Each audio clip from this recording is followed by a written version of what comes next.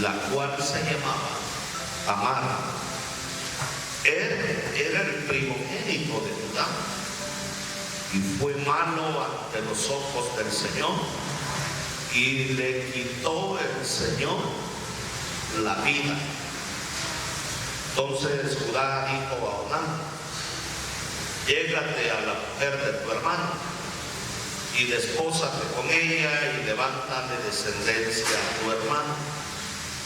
Y sabiendo Onán que la descendencia no había de ser suya, sucedía que cuando se llegaba a la mujer de su hermano, vertía en tierra para no dar descendencia a su hermano. Y desagradó en los ojos de Jehová lo que él hacía, y a él también le quitó la vida. Y Judá dijo a Tamar su nuera: quédate viuda en casa de tu padre hasta que crezca Sela hijo, porque dijo: no sea que muera él también como sus hermanos. Y se fue Tamar y estuvo en la casa de su padre. Pasaron muchos días y murió la hija de Súa, mujer de Judá. Y después Judá se consoló y subía a los trasquiladores de las ovejas a Timnat, él y su amigo Hira el adulamita. Le fue dado aviso a Tamar diciendo: aquí tu suegro sube a Timnat a trasquilar sus ovejas. Entonces se quitó ella los vestidos de su viudez, se cubrió con un velo, se arrebozó y se puso a la entrada de Naín junto al camino de Timnat, porque veía que había crecido Sela y a ella no le era dado a él por mujer. Y la vio Judá y él la tuvo por ramera, porque ella había cubierto su rostro.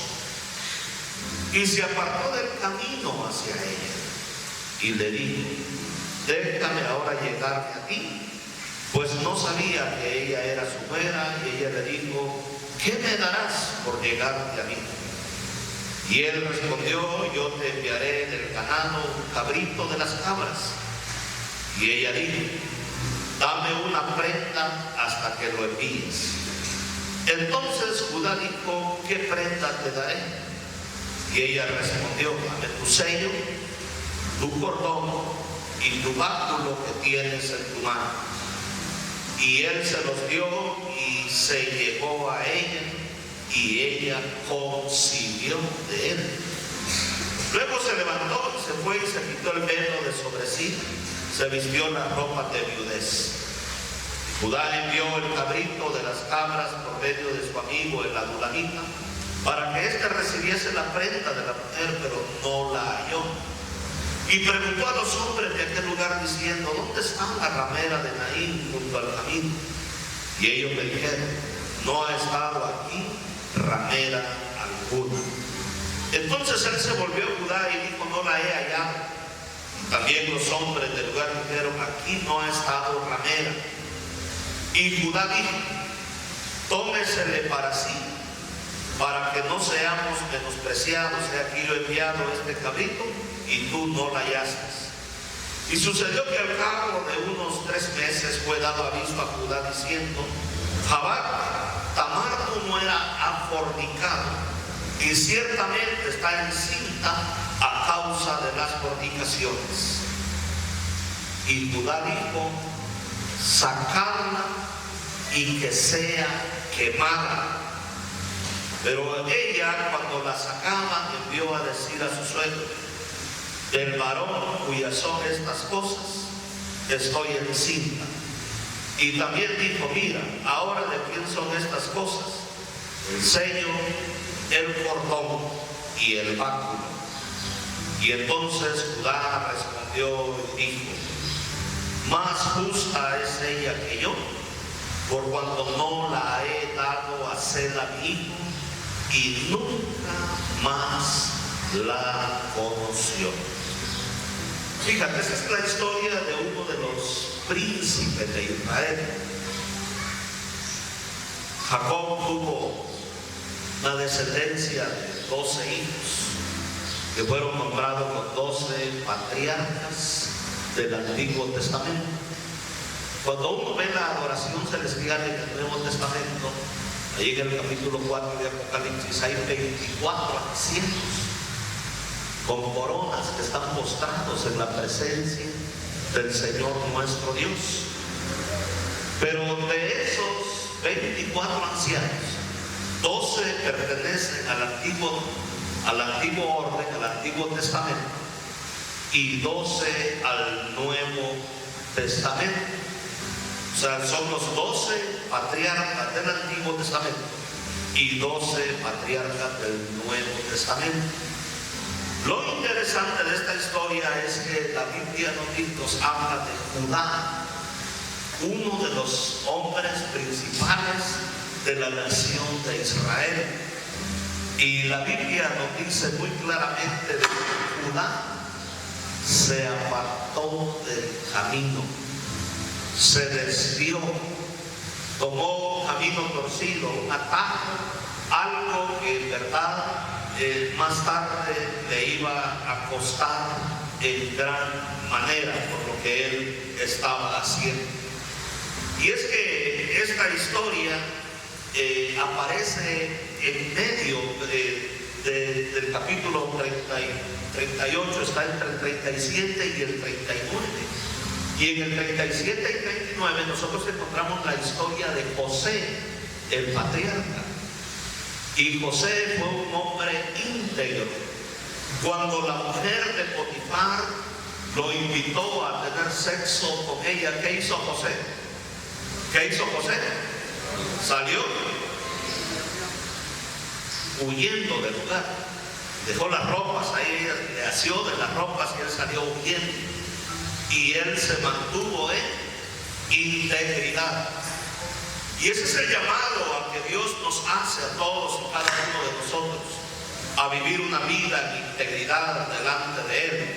Porque la sangre que fue derramada en la cruz del Calvario no fue una sangre en vano, es una sangre que limpia de todo pecado, es una sangre que nos capacita y destruye los poderes del mal. ¿Cuántos dicen amén? Denle gloria al Señor en esta preciosa mañana, aleluya. Bendito sea el nombre del Señor Jesucristo, aleluya.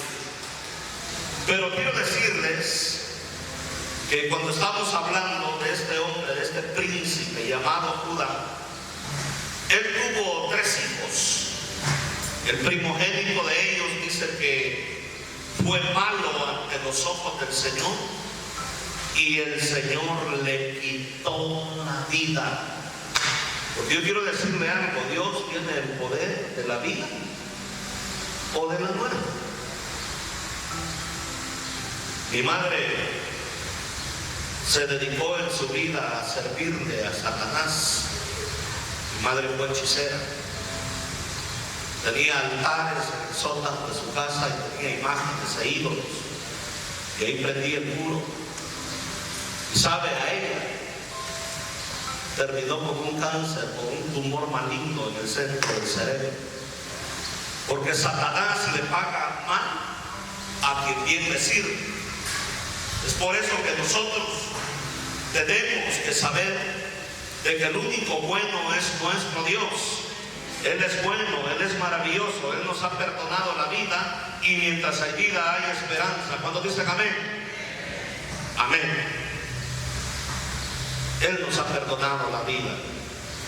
Este hombre dice hizo lo malo ante los ojos del Señor y el Señor le quitó la vida. Porque Dios tiene poder sobre la vida y sobre la muerte. Pero luego dice en la Escritura que entonces Judá le dijo a Onán, su segundo hijo, llégate a la mujer de tu hermano, despósate con ella, o sea, tómala como por esposa o por mujer, y levántale descendencia a tu hermano, porque cuando un hombre en Israel que era casado moría sin tener hijos, había una ley que se llama la ley de la redención. En el libro de Ruth está bien claro. Un pariente cercano, el más cercano en este caso un hermano, tomaba a esa mujer. Pero los hijos que le nacían no le pertenecían a ese hombre, sino que llevaban el nombre del difunto, porque ellos creían que de esa manera podían perpetuar el nombre del difunto. Así moría la persona, pero el nombre no. El nombre quedaba ahí registrado. Y entonces, mis amados hermanos, la Biblia nos dice muy claramente que este hombre llamado Onán, dice en el verso 9, y sabiendo Onán que la descendencia no había de ser suya, sucedía que cuando se llegaba a la mujer de su hermano, ¿qué hacía? Vertía en tierra, o sea, eyaculaba fuera del útero, para no dar descendencia a su hermano.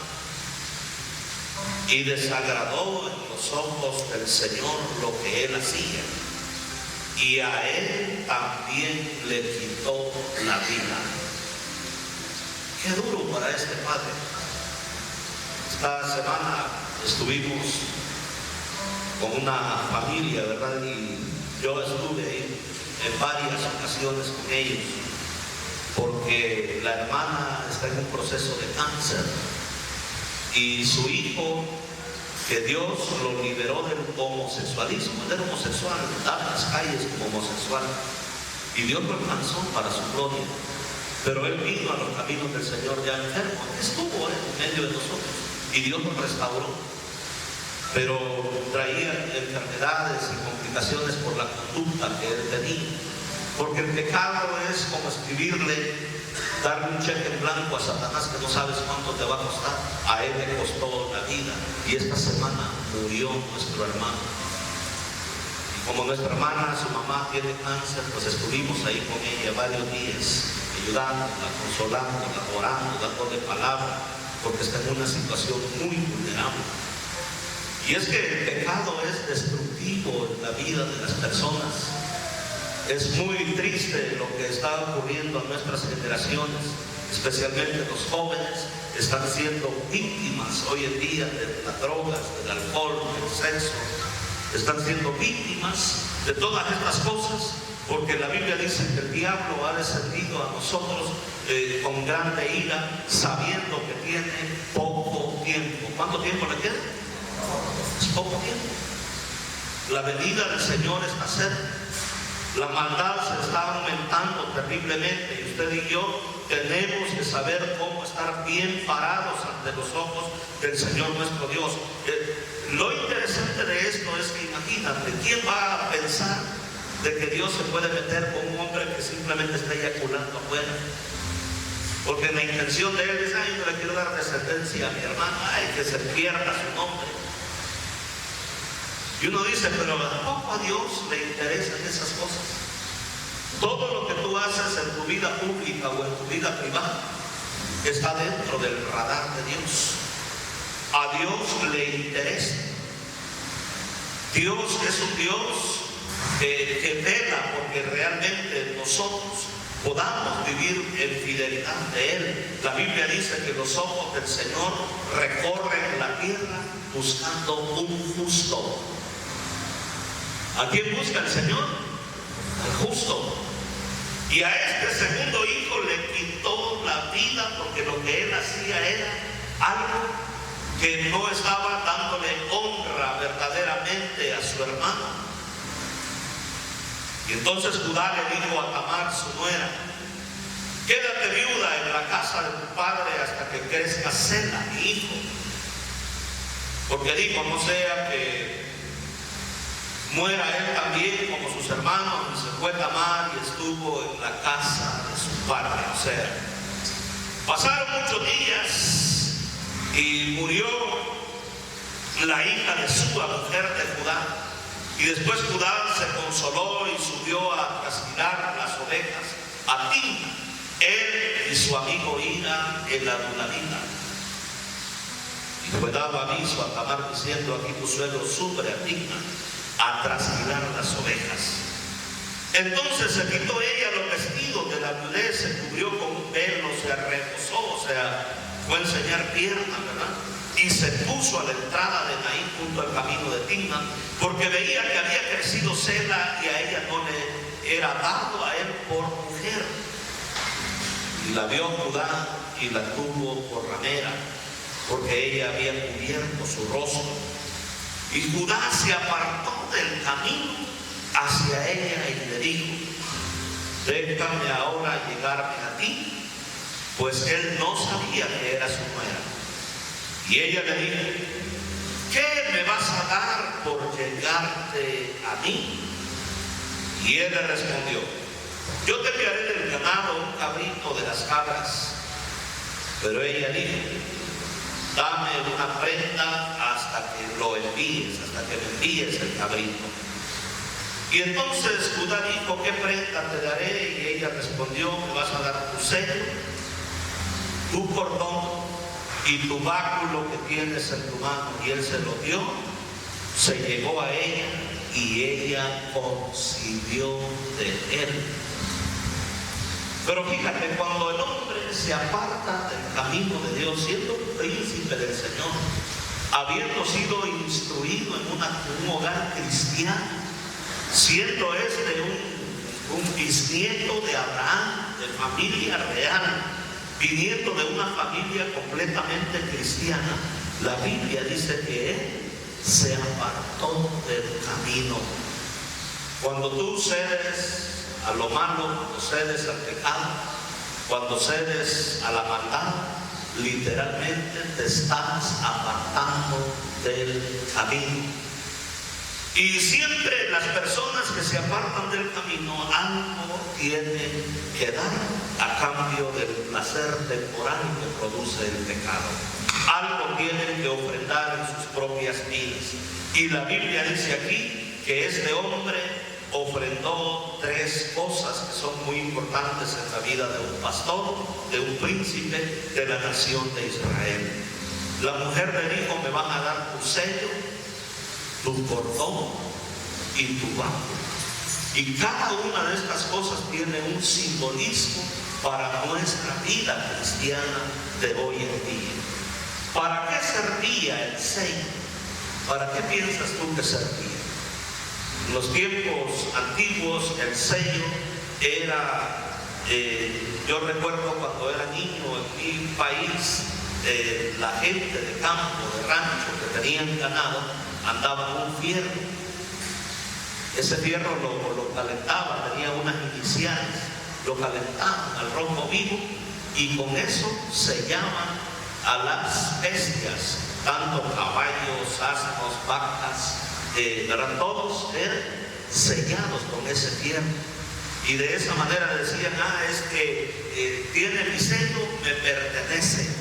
Y podían reclamar la pertenencia. En los tiempos bíblicos, el sello servía literalmente para sellar la propiedad privada. O sea que Tamar con ese sello pudo haber hecho, ¿verdad?, una carta venta y decir: mi suegro me vendió todas sus propiedades, todos sus bienes, y aquí está sellado con su sello. Era como la huella dactilar, era como la firma, era algo con lo cual ella podía despojarlo de todos los bienes que su suegro tenía.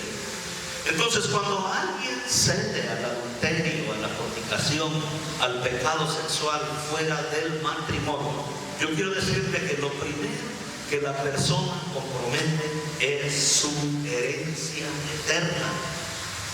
Pastor, pero yo vengo a la iglesia y alabo a Dios y pues trato de ponerme a cuentas todos los días y hago tantas cosas. Pero yo quiero decirte que el pecado sexual es algo muy serio. La palabra del Señor dice en 1 Corintios 6, verso 9, escuche bien, por favor: ¿no sabéis que los injustos no van a heredar el reino de Dios? No erréis. Tampoco los fornicarios, ni los idólatras, ni los adúlteros, ni los afeminados, ni los que se echan con varones, ni los ladrones, ni los avaros, ni los borrachos, ni los maldicientes, ni los estafadores van a heredar el reino de Dios. Es una persona que se entrega al placer sexual antes o fuera del matrimonio. Mi amado hermano, ni así venga a la iglesia. Si te mueres, no vas a heredar el reino de Dios si Dios te encuentra en una situación así. Por eso es que la Biblia dice: honroso sea en todo el matrimonio y el hecho sin mancilla, pero a los fornicarios y a los adúlteros los va a juzgar. ¿Quién los va a juzgar? El Señor nuestro Dios. ¿Yo cómo voy a poder engañar a Dios y decirle: no, es que yo no lo estaba haciendo? Él tiene las pruebas, Él te tiene grabado. Y por eso es que es muy importante arreglar nuestras vidas. La Biblia dice que es mejor casarse que estarse quemando. Arreglar nuestra vida. ¿Por qué? Porque el adulterio, el sexo antes o fuera del matrimonio, yo quiero decirte que compromete tu herencia eterna. Este hombre, al haberle entregado el sello, imagínate si hubiera sido una mala mujer, hubiera hecho un mal uso de ese sello y lo deja sin nada, lo podía dejar en la calle.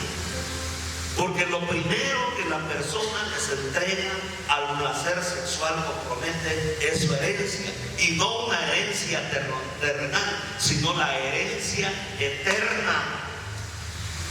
¿Vamos aquí a ver? Es la herencia eterna lo que está en juego. Pero le entregó, dice, el sello, el cordón y el báculo. ¿Para qué servía el cordón? El cordón era como el cinto que nosotros usamos. Los que todavía usamos cinto, porque hay algunos que ya no lo usan, ¿verdad? Les gusta andar sin cinto. Entonces, ¿para qué servía el cinto? El cinto ellos se lo amarraban aquí en la... Y entonces cuando era el tiempo de tener que correr, digamos, atrás de un animal, o el tiempo de peligro o de guerra, o que necesitaban correr, como eran túnicas las que usaban, rebozaban las túnicas y las metían en el cinto. Y eso les daba mayor movilidad, que no les estorbara las espaldas, ¿verdad?, de la túnica, para poder correr en el paso del varón. Traía un cinto donde se rebozaba y ahí metía, ¿verdad?, la túnica, y entonces ya podía correr con mucha más libertad. Pero las personas que se entregan al pecado sexual se desvían del camino y ya no pueden correr libremente. Y hay algo ahí que les estorba, que no les permite avanzar en la vida cristiana, en la vida espiritual. Y por eso es que viene desánimo, por eso es que muchas veces no estamos queriendo orar, por eso es que perdemos la motivación, nos desmotivamos. ¿Por qué? Porque hemos dado lugar al pecado sexual en nuestra vida. Un segundo uso que tenía el cinto, el cordón ese que se amarraba alrededor de la cintura, es que ese cinto, ahí se ponía la espada. Era el lugar donde reposaba la espada. O sea, tú veías a un hebreo con túnica y un cinto, y llevaban su espada ceñida a ese cinto. Pero cuando alguien se entrega al placer sexual, pierde el poder de la palabra de Dios. Pierde, ya no tiene dónde almacenar esa palabra, dónde ubicarla, dónde ponerla en su propia vida. Produce un cierto grado de dureza en el corazón hacia la palabra del Señor. Ya no le es igual de atractiva que antes. ¿Por qué? Porque el pecado lo ha endurecido, lo ha seducido y lo ha desviado del camino. El pecado sexual es algo muy serio. Tiene serias consecuencias en la vida de la persona que lo practica. La Biblia nos dice en 1 Corintios 6:18: huid de la fornicación. Cualquier otro pecado que el hombre cometa está fuera del cuerpo, mas el que fornica contra su propio cuerpo peca. ¿O ignoráis que vuestro cuerpo es templo del Espíritu Santo, el cual está en vosotros, el cual tenéis de Dios y que no sois vuestros, porque habéis sido comprados por precio. Glorificad pues a Dios en vuestro cuerpo y en vuestro espíritu, los cuales son de Dios. ¿Cuántos dicen amén? Y este es lo que Dios nos pide en la vida cristiana. Yo llevo 24 años de casado con mi esposa. Y delante del Señor yo puedo decirles que jamás he estado con otra mujer que no sea mi esposa. Que le temo a Dios, le temo al Señor. Pero esto es algo que cada vez más se está degenerando en la gente. La gente no tiene temor en hacerlo. ¿Sabes que la Biblia dice que nuestro cuerpo es templo y morada del Espíritu Santo de Dios, el cual vive en nosotros, el cual tenemos de Dios, que nuestro cuerpo no nos pertenece, le pertenece al Señor, porque Él lo compró y lo adquirió con la sangre que Él pagó en la cruz del Calvario? Cuando dicen amén. Cualquier otro pecado que el ser humano comete está fuera del cuerpo, pero el que fornica contra su propio cuerpo peca. ¿Por qué peca contra su propio cuerpo? Te lo voy a explicar. Peca contra su propio cuerpo porque lo contamina.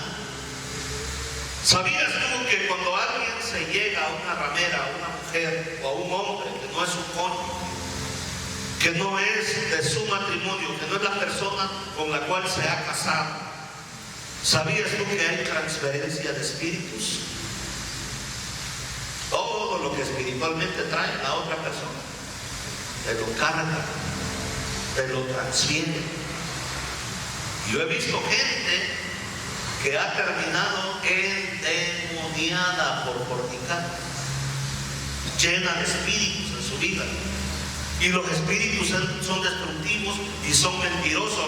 El diablo promete una y tantas cosas, pero el diablo no tiene nada. Él está derrotado. La Biblia dice que el Señor Jesucristo lo derrotó en la cruz del Calvario. Es un mentiroso. Él está condenado al fuego eterno.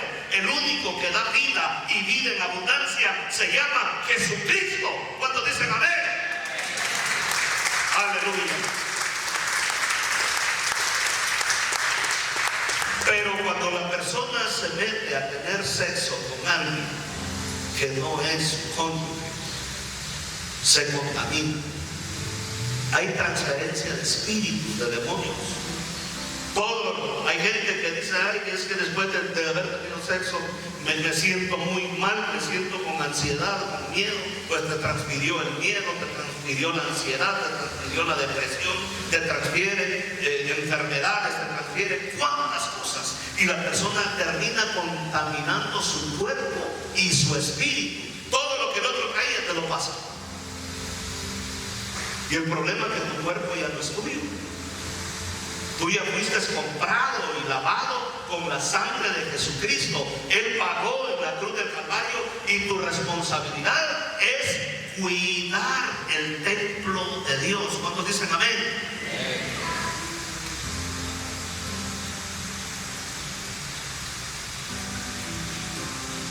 Hubo un tercer objeto. El primero fue el sello. Es con eso de su herencia, comprometiendo su herencia. La segunda cosa que este hombre ofreció fue su cinto. Es ahí donde descansa la espada, el poder de Dios en la vida de esa persona. Es con él que podía ir a la guerra y poder caminar más libre. Pero cuando alguien se mete a las relaciones sexuales ilícitas, se ata a sí mismo, pierde la libertad en el Señor. Y entonces la persona está contaminando su propio cuerpo.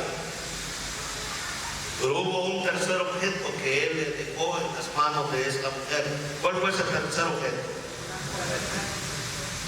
El báculo. El báculo en la vida pastoral, porque él era un pastor, tenía ovejas, ¿verdad? En Digna. El báculo en la vida pastoral tenía dos usos. El primero es que ese báculo servía para sostenerse o apoyarse. Imagínate una oveja que se había ido hasta allá, una cabra, hasta allá arriba, risco.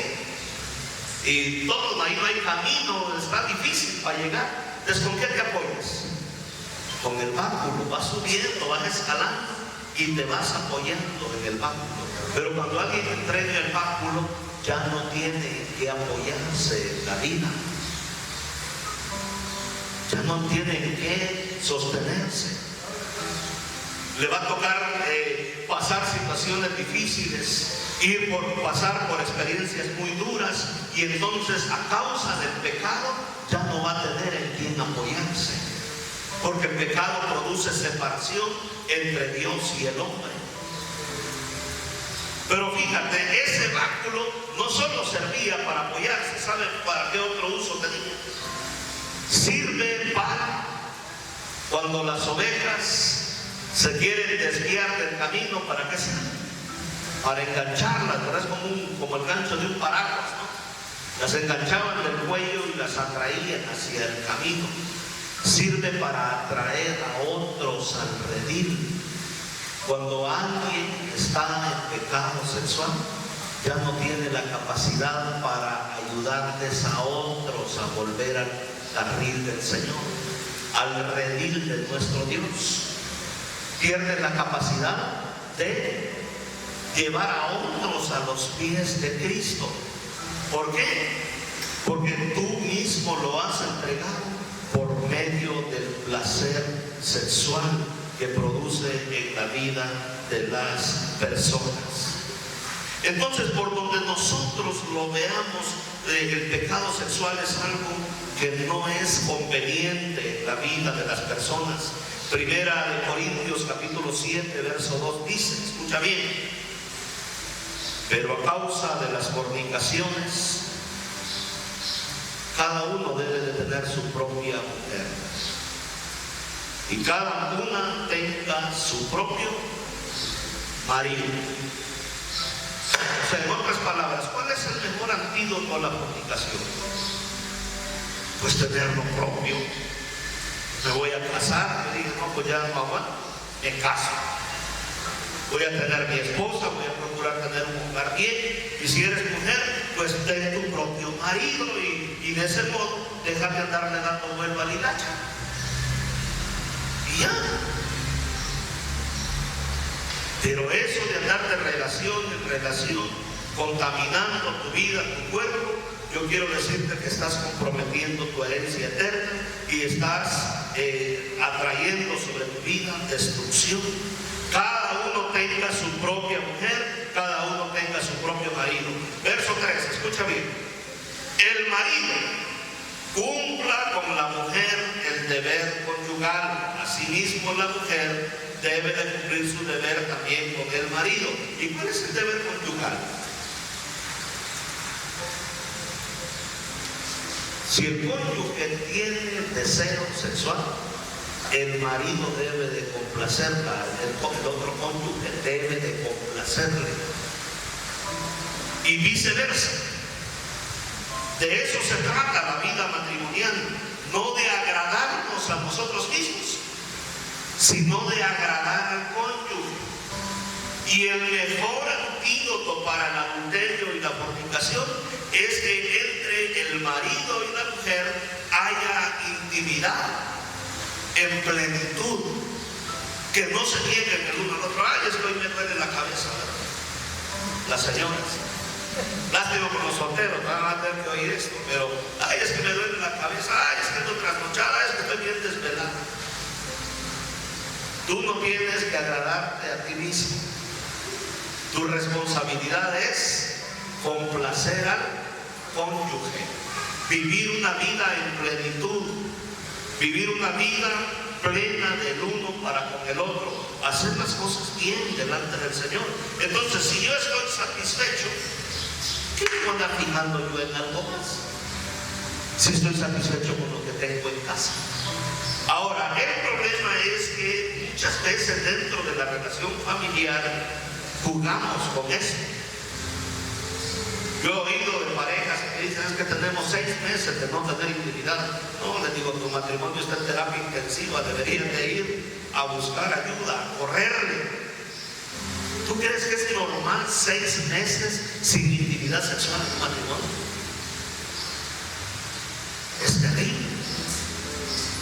Hay que buscar ayuda profesional. Estás exponiendo al cónyuge a una situación en la cual literalmente te puede ser infiel, porque es antinaturaleza. El marido debe de cumplir con la mujer el deber conyugal, y asimismo la mujer debe de cumplirle al marido. Punto. Esto es Biblia. Ay, pero que de esas cosas no se debe de hablar en la iglesia. Al contrario, si la Biblia las habla, hay que hablarlas bien como son. Porque la mujer no tiene potestad sobre su propio cuerpo, sino que la potestad la tiene el marido. O sea, el marido puede decirle: ¿sabes qué, mujer? Hoy tengo ganas, así que ven para acá. Léalo, que está en la Biblia. Ni tampoco tiene el marido potestad sobre su propio cuerpo, sino que la potestad la tiene ¿quién? La mujer. Ay, entonces ya se puso bonito, ¿verdad?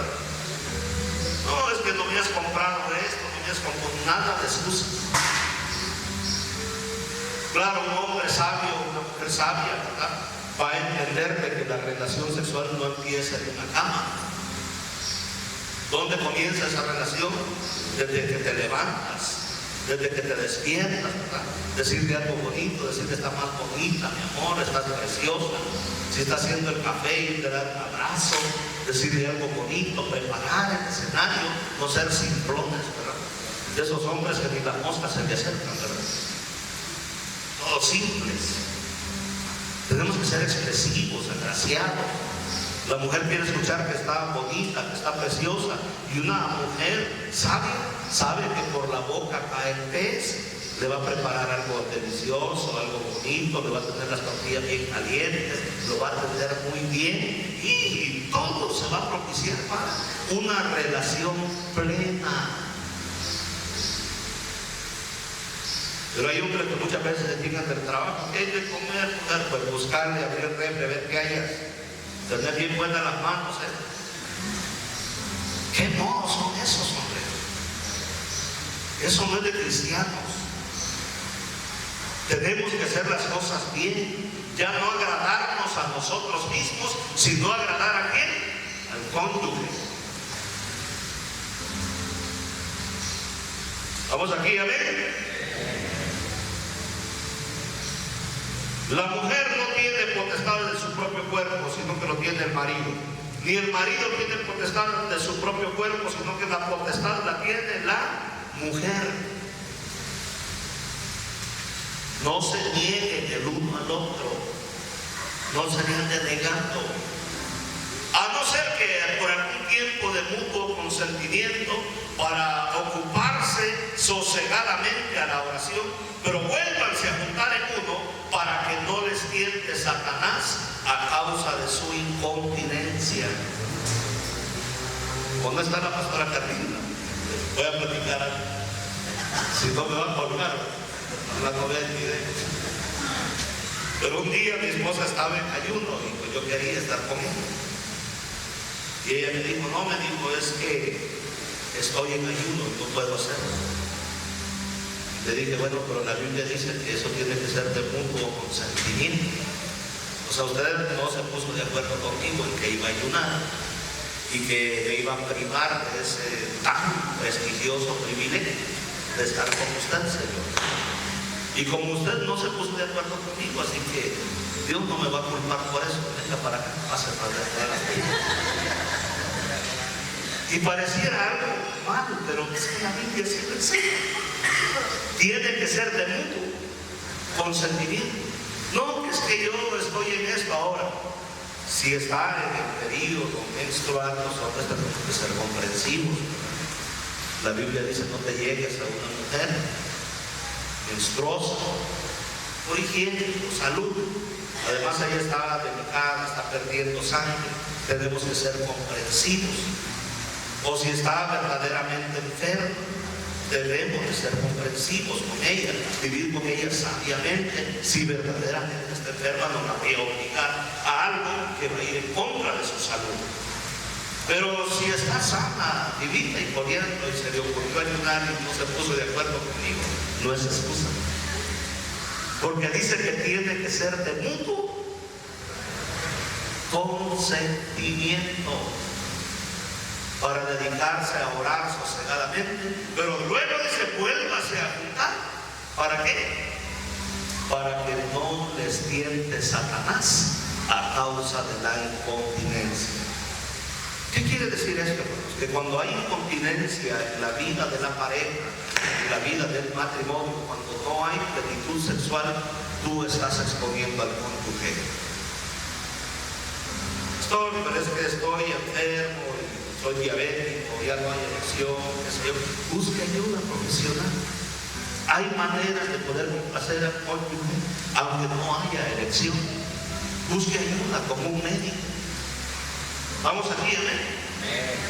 Pero si nosotros nos separamos arbitrariamente y nos estamos negando el uno al otro, estamos exponiendo al cónyuge a una vida, ¿verdad?, muy mal.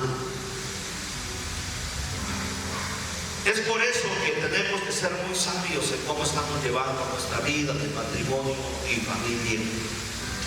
El pecado sexual es algo terrible, está destruyendo hogares, familias, vidas. Usted no tiene idea el incremento que hay en nuestro Querétaro. Eso me lo dijeron autoridades sanitarias. Mi hijo me dijo, papá, fíjate que ha habido un incremento muy notable de VIH en la entidad de Querétaro.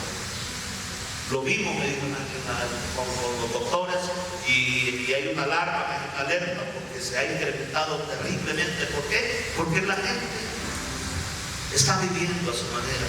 No, pero es que hoy hay condones, hay esto, hay lo otro. Yo te pregunto, ¿habrá condón para el alma? ¿Habrá manera de que tu espíritu no se contamine si andas en el placer sexual desordenado? ¿Habrá manera de que de verdad nosotros podamos evitar la contaminación espiritual de nuestras vidas? Por eso la Biblia dice, huyan de la fornicación.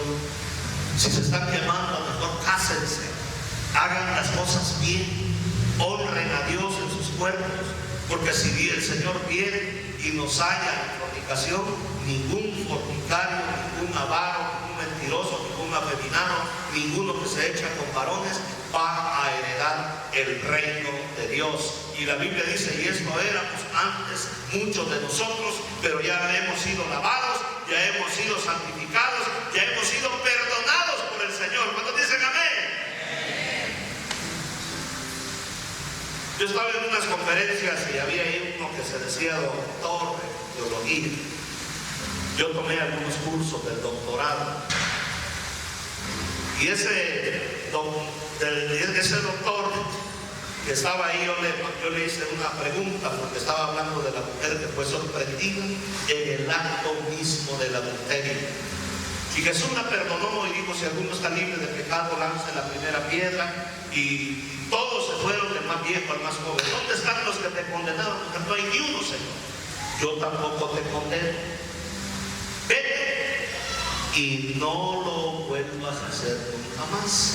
Quizás tú en algún momento fallaste en tu vida matrimonial. Con el Señor, si tú te acercaste a Él y le pediste perdón, Él ya te perdonó. Él ya no toma en cuenta todo lo que nosotros hicimos en el pasado. El Señor lo ha borrado. El Señor te ha perdonado y te ha recibido como un hijo y como una hija suya. ¿Cuántos dicen amén?